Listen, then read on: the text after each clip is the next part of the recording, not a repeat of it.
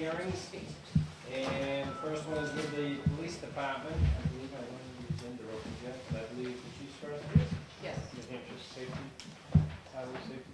Okay. This is just unanticipated funds that we're going to do this next year. We're moving it back to this year.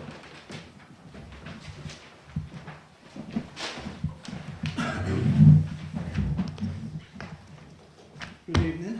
How you doing? I think you folks are fairly familiar with this. This is a highway safety grant. This is a safe commuter grant. The reason that we need it to be public hearing, we normally put it in the regular budget process for 11 or 12 or whatever, but this particular grant will span 2 years. So it was an add-on grant. We had put in for all our highway safety grants already this year, and this was an additional grant that became available. And because we went through the budget process with the other grants, this year, we haven't known this. So this will span, the Safe Commuter Grant will span the rest of this year and next year. So that one will be off of next year's list of grants that we have on the list. But anyways, what this grant entails is Safe Commute is what it's called. And what that is that during the commuter hours, 3 hours in the morning or 3 hours in the afternoon on various days, there's a number of shifts that allow us to do aggressive driving and speed enforcement and things during those commuter hours. So Cell phone operation. yeah, any of that stuff, and seatbelts too, the big one. But so what will happen is that these are outside the shifts that officers do, so they're paid at time-and-a-half rate for the officer. Then the town gets 100% reimbursement on the grant, so whatever we pay out the officer will be reimbursed 100%.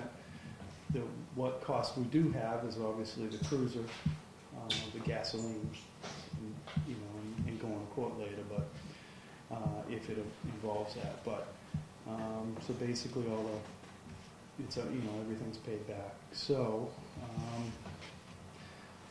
that's pretty much it in a nutshell. You guys have any questions? Pretty similar to the last few we've done. Any questions from the public? This one. 3,600, is this, the town has to raise that? It's up to 3,600 that we could expend over the 2 years. If this gets signed and gets processed, we probably won't start this till December, roughly by the time we get the paperwork back. This year, we may use about somewhere in the area of maybe $600. We will bill December 31st for whatever we spent this year and get reimbursed that. The balance of the grant would be used through 2012, and we bill that basically at the conclusion of the grant, which would be probably the end of next summer.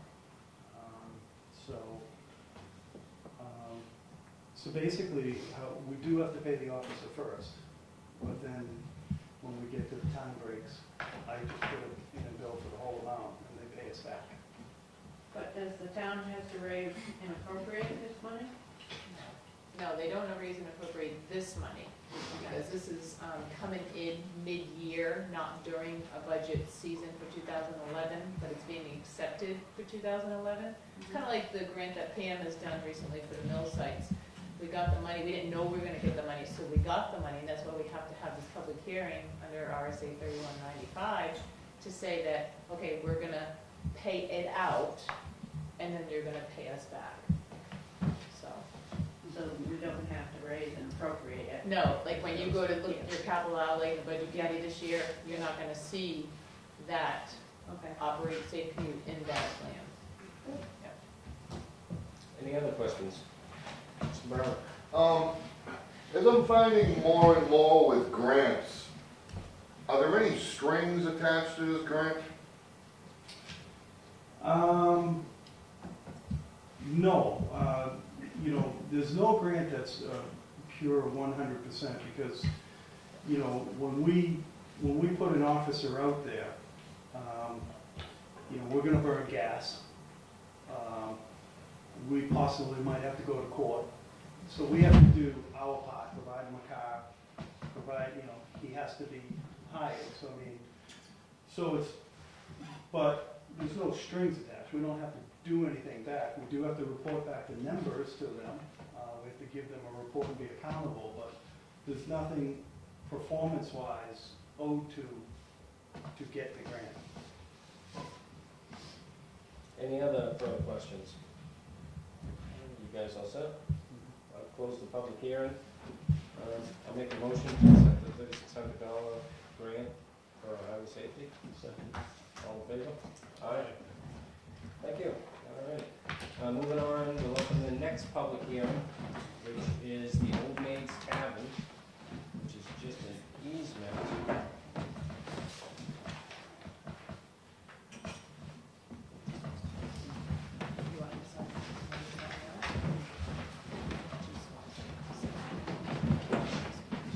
Is this one just for Ken to sign?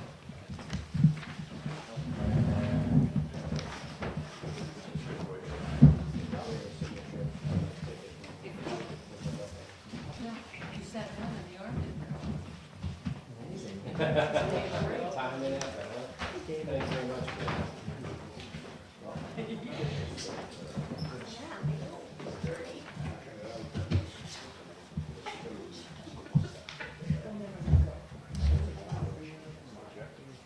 I think that's good.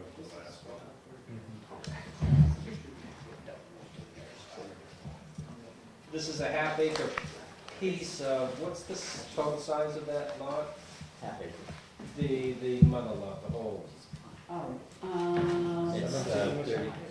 30, I thought it was 30. It's a 30 acre parcel, and they're looking to have a historic preservation easement on a half acre of it. is the public hearing open? Public hearing is open. I did bring copies on handouts if anybody wants to know what a preservation easement is. There's several there. If we run out, I have some other single sheets. Actually.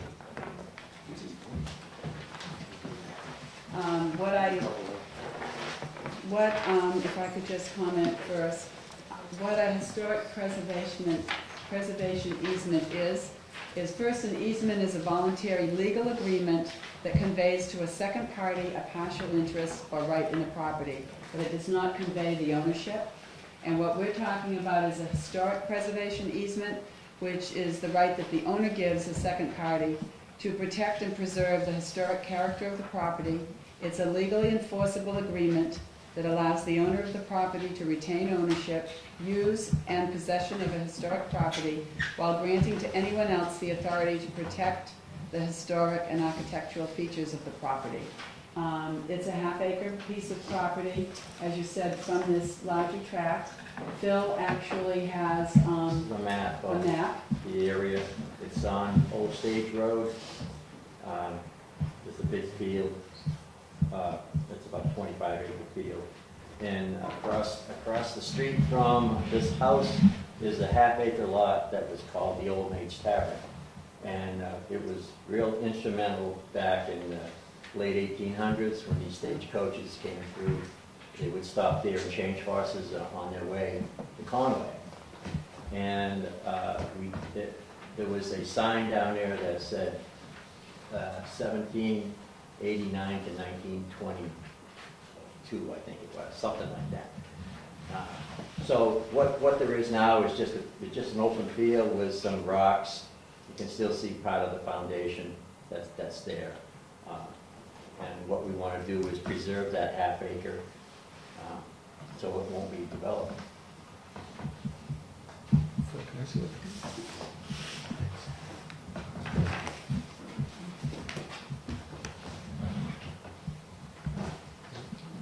So about half the parcel is field, about 14 acres, Yeah. up to 30. And it's mowed every year. They Yeah, mow yeah, it every every day. maintain the field. It's part of what the responsibility of the Heritage Commission is to point out historic assets in town. you know, this isn't, we're not required to take easements, but the property owner is willing to do that, it will set it aside. We're proposing that we hold the easement on the town, instead of having DHR or another entity, because they would charge for coming and overseeing it, and obviously we're right here, and we'd be able to oversee and be sure that the details of the deed, the easement deed, are followed. You guys got any questions? No, I don't have a problem with this. Any questions from the public? I just would like to correct an error that was in the paper. It belongs to Robert Twombly, not Paul. There was another question? Yeah, I just wanted to know, how is the land restricted once it goes into easement?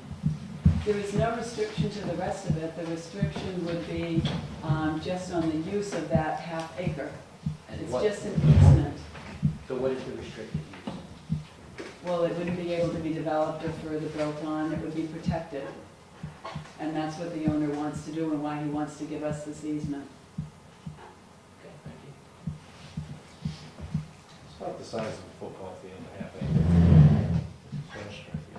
Let's do it. So that, would that be something like that we'd wanna keep mowed? It would be the responsibility of the Heritage Commission to see that it was Try to keep it looking protected. the way it looks Yeah. right now, so If trees we're- don't just start growing up on it. Right, we're proposing a sign, and when we have funds, we would fence it to further protect it. And funds and volunteers. So it's approximately a half acre in the middle of 14 acres of field.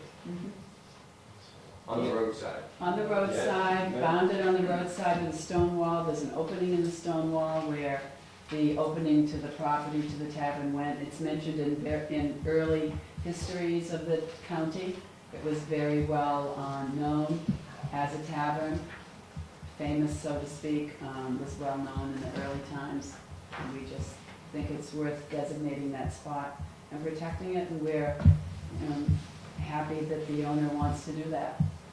Is there any artifact, artifact research over there as far as? It's, you can see in the picture Yeah, that the Phil stone. took, We don't there's know. some of the foundations there. Yeah. If at any point somebody wanted to do an archaeological dig, not that we're proposing that, but I'm sure there would be artifacts there, but we just want to preserve it so that it isn't destroyed from what it is today. The old whiskey bottles and. Who knows what you find. It actually is, I mean, one of the things we've heard, and we'll do some more research, is that the timbers from the building, it was vacant for a long time, and the timbers were removed to a property in Milton Mills, and another house was constructed from those. But we don't recognize the name. We need to do some research if we wanted to. I mean, there are records that you could follow up on that sort of thing. But when the stagecoaches used that route, it was used heavily and was very well known. Any more questions from the public? Okay, we'll close the public hearing for that. Yeah. Oh, I just have one more. Will this easement put the property on the World Heritage Site list, or is it separate from that? I don't know anything about a World Heritage list. Well, there's international heritage sites that, It countries has look nothing at. to know. Nothing to do with that. No, I don't know anything about that, no. Thank It will be listed, it'll be shown on our maps, and, you know, the DHR will have a record of the things that we've done. They're familiar with what we do, the Division of Historical Resources in Concord. But at this point, it's just protecting the site. I mean, we might do some research and decide to request that it go in the state register. And you could do something like that, it might qualify, but all we're talking about now is accepting the